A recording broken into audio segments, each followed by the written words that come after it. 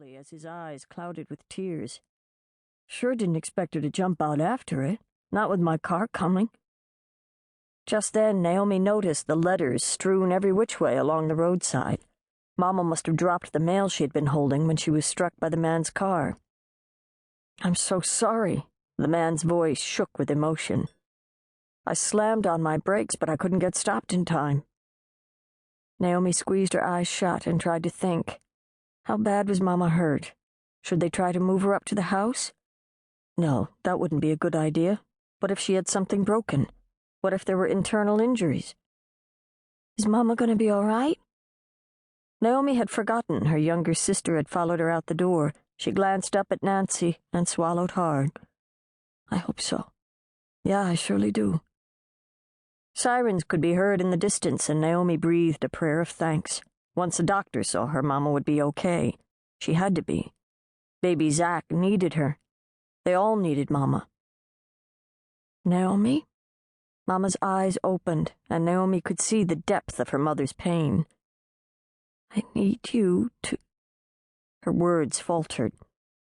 Be still, Mama, Naomi instructed. An ambulance is coming. You're going to be okay. Just rest for now. Tears slipped out of Mama's eyes and trickled down her cheeks. I need to ask you a favor. Just in case, she murmured. What is it, Mama? I'll do anything to help. Naomi took hold of her mother's hand, so cold and limp. If I don't make it, please don't even say the words. Naomi's voice came out in a squeak. She couldn't bear to hear her mother acknowledge that she might not survive. That's right, Mama. You shouldn't try to talk right now, Nancy added tearfully. I must. Mama's imploring look made Naomi's heart beat even faster. If I should die, promise you'll take care of the kinner, especially the Bopley. You're going to be fine, Mama. See here, the ambulance has arrived now, and soon you'll be at the hospital. Panic edged Naomi's voice, and when she swallowed, the metallic taste of fear sprang into her mouth. More tears splashed onto Mama's pale cheeks. This is important, daughter. Do I have your word? Naomi hardly knew what to say. She could continue to insist her mother was going to be all right, or she could tell Mama what she wanted to hear. Naomi decided the latter would be better. No use upsetting poor Mom more than she already was. She would agree to her mother's request only to make her feel better. However, Naomi felt certain she would never have to keep the promise. Her dear Mama was going to be all right. Naomi gently squeezed her mother's hand. Yeah, Mama, I promise.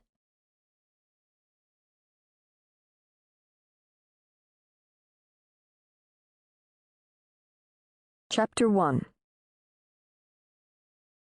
Naomi Fisher tiptoed out of the back room and headed to the front of her father's general store. She'd finally gotten Zach down for a nap and felt ready for a break. Since there aren't any customers at the moment, would it be all right if I ate my lunch now? Naomi asked Papa, who was going over his ledger behind the counter near the front of the store. Yeah, okay, just don't be too long. He raked his fingers through the long, full beard covering his chin. That new order of candles still needs to be put on the shelves. Naomi's hand brushed against her father's arm as she reached under the counter for her lunch pail. I know.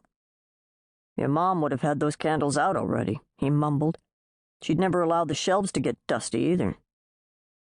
Naomi flinched as though she'd been slapped. She enjoyed working at the store, but it was getting harder to help run the place. There was no way she could keep up with the chores she was responsible for at home, and do everything Mama used to do, too. It wasn't fair for Papa to compare her with Mama, and she wished he would consider hiring a maid to help out. She squeezed the handle on her lunchbox. If only Mama hadn't stepped into the road and been hit by a car. The bishop said it was God's will. Sarah Fisher's time to die, he had announced at her funeral. Naomi wasn't so sure about that. How could Mama's death be God's will?